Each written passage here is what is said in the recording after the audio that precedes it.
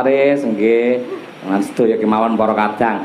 Niki enten pamundhut Kembang Rawe Mbak Lisa. Nggih. Sebelum ya Kembang Rawe nanti kalau boleh bergabung mungkin Pak Kapolda boleh. Bagus sekali, bagus sekali. Boleh bergabung ke atas loh Pak Kapolda nanti ya. Saya nyanyikan dulu Kembang Rawe nanti bisa sambil. Nggih, diselani riyen nggih. Oke, nggih. Langsung nopo pakai apa embel-embel depan? Langsung kemawon. Nggih, monggo Kembang Rawe menika pamundhut saking Pak Somin Riyanto. Nggih, menika ngersakaken Kembang Rawe. Monggo para kadang-kadang madangkara dipun aturaken Kembang Rawe dados.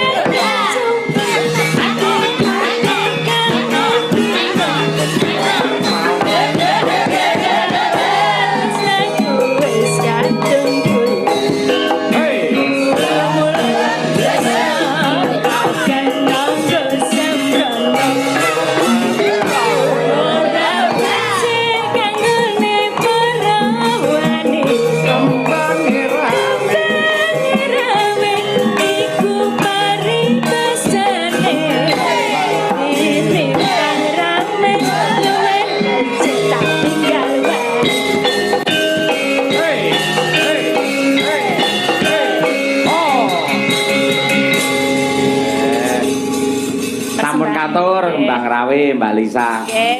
Saiki nanjake Mbak Elisa Urcarus Alasu langsung berdua karo Mbak Umi Hafifah. Wah iya, kita tandingke bintang Ngayogja karo bintange Madangkara. Ya, kaya apa nggih. Ya men berdiri, ya tukung. Ayo cah diaturake Mbak Elisa dan juga Umi Hafifah. Yo.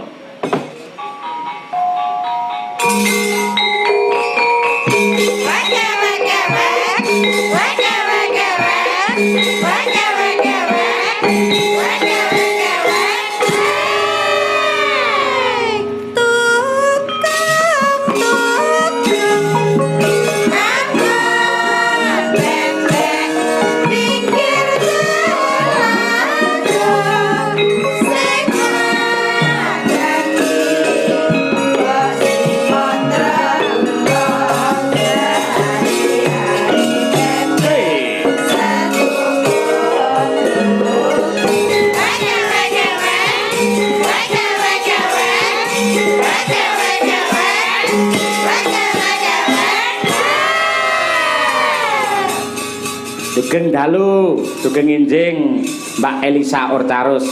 Nggih, sugeng enjang Mas Petro, Mas Bagong, Mas Gareng geli aku. Iki dhewe iki produk unggas kok, Kok iso? Biasane nek nyanyi podang kuning, majune Ya. wek-wek. Bebek ya, tenang bebek. Podang unggas ya iki. Tentang Lho iki lah apa jenenge iki tukung-tukungnya lan critakne wong sing angon bebek, Nggih. ya toh. Mongko bebek iki sangat luar biasa, kuwi filsafat hidup lho wis. Piye luar biasane? Weh, sampean ndak ngerti. Bebek filsafat Takono wong hidup. sing tukang ngingu bebek kae. Anggere bebek wedoke 50, kuwi lanange mung siji. Masa? Weh, takono karo wong sing tukang angon bebek. Bebek 50 kuwi wedok kabeh, lanange mesti mung siji. Oh. Kuwi membuktikan bahwa seorang laki-laki seperti Polda di Jawa Timur tetap santosa dan kuat untuk menjaga keutuhan RKRI yang tercinta walaupun banyak musuhnya. Iya. Maksudnya betina-betina kuwi. Nek, oh. Kanono wae lho Pak Yoyo. Nggih sowan mriki malih enjang-enjang tasih hangat suasananya walaupun sempat diguyur hujan. Nggih. Nggih. Nggih. Langsung nembang kemawon lan ampun kesupen lho Mbak kok lali. Napa? Berduet dengan saya ndalang lagi. Oh iya. Desember, ayo aja lali. Desember tanggal 3 doso. 3 doso teng Boyolali Nah, duet. Ayo. kula nggih di WA niki wau. Ampun kesupen Mbak Elisa tanggal 21 Desember di Ponorogo duet kalian Pak Cahyo Kuntadi. Oh nggih siap Pak Samidi. Pak Samidi. Nggih, jenengan disop mboten? Aku ora apal jobe aku malah. Ya kok tak ingoke. Ya, siap. Maksudnya duet dalang bareng ngono. Mboten, saya maksudnya kayak gini bintang tamu juga. Oh, oke. 1 Desember. Cocok. Kula iki lek bintang tamune Lupa jenengan ya, Bu, Pak. bagaimana kondisinya tetap semangat Mbak Elisa. Lah nek bintang tamune kula. Saya semangat. Oh, kudu semangat no, Umi yo. Bintangnya Madangkara padake. Nggih.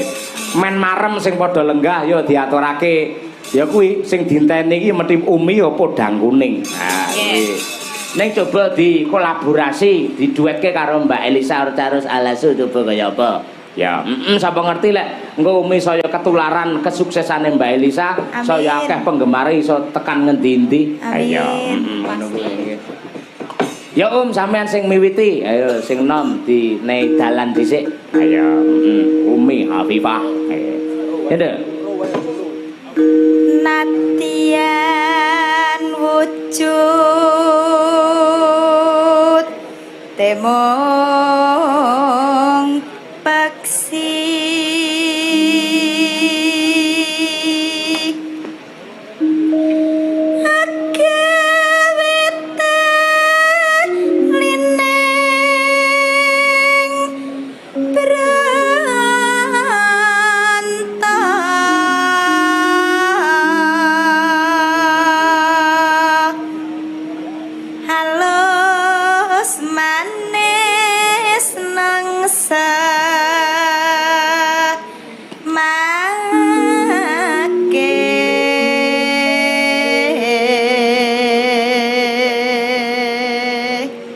oper Mbak Lisa. Wes winggan kong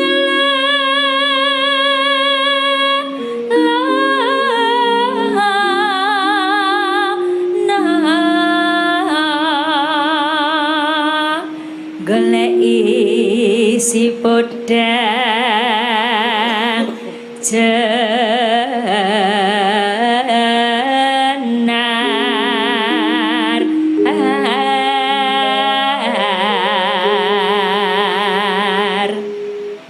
iba bunga hengatiku.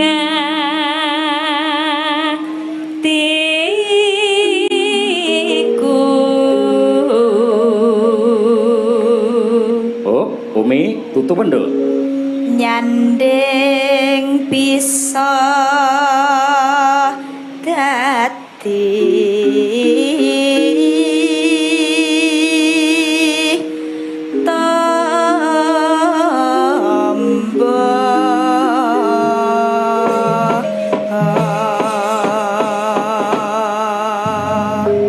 Terima kasih. Monggo dipun aturaken lagunipun Podang Kuning. Saking jenengan yo Mas Noval Cahyadi. Yo kendangipun Jatengos.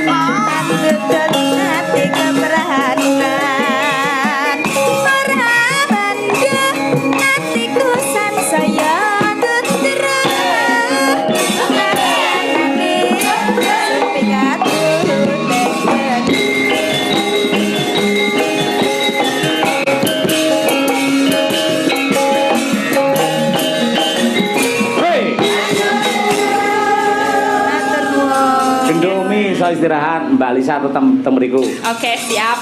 Oh, Valisa, itu. Iki mumpung ketemu, Nduk. Mumpung ketemu. Idolaku ini, aku follow IG-nya, saking cantiknya orangnya, solek. Kalau Lek dandan sinden wis biasa cantik Mbak. Lek anggere wis dandan Dewi Rekian Sinto. Walah. Kula iki pengen dadi dosa muka kudu pengen nyolong. Colongan aku Pak Yoyo. Tandaku ya tunyaku. Srit. Iya Pak Yoyo. Apa nek Sinto geleman kaya ngono Pak? Gak enak ya Pak. Nek Sinto iki lembah manah. Oh nggih. Ki lho ibumu wis request terus lho. Ova Kiter Sumilir. Oh nggih. Tersemilir. Duetke karo Mbak Lisa, wah mesti top wae. Ya. Wis follow IG-ne Mbak Lisa tuh sampean? Sampun Pak. Sudah sering komunikasi. Jarang. Komunikasi jarang, tapi saling pantau. Saling pantau. Yes. Saling like ya Mbak. Saling like dong. Kita sama ngomong ngefan kamu nomor 3 loh, jangan lupa ya aku yang nomor 2. Oke, nggak Masih apa-apa. tua aku. Oke, nggak apa-apa. Yang penting jangan lupa pembagiannya ya Pak ya. Yang pertama siapa?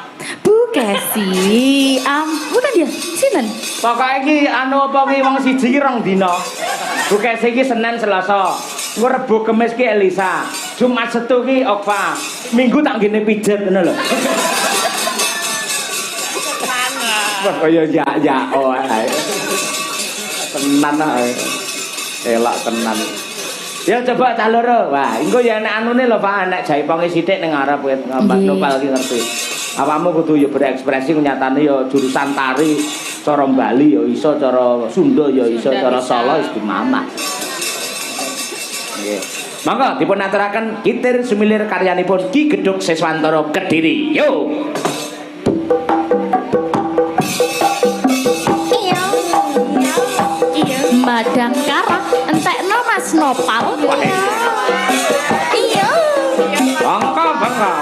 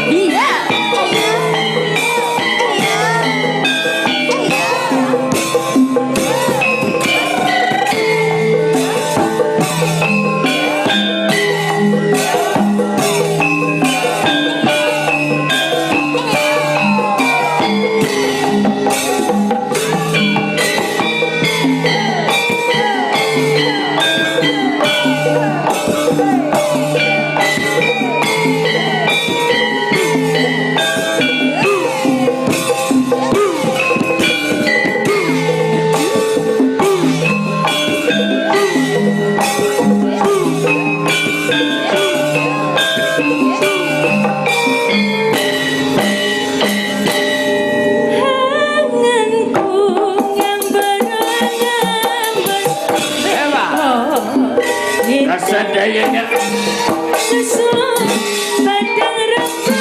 urang kata pitana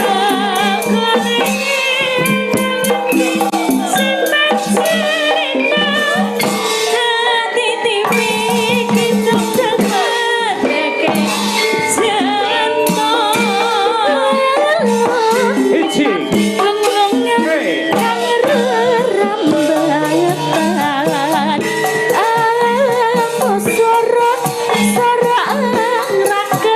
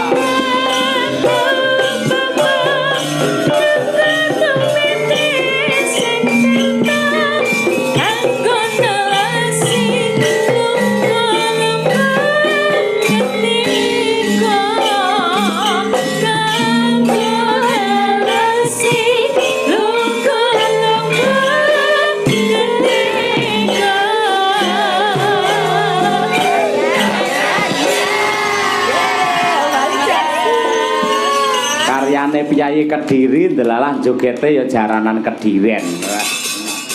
Apik tenan iki. Monggo Gur kaya duwe anu ya keindahan tersendiri ya sindani lek joget.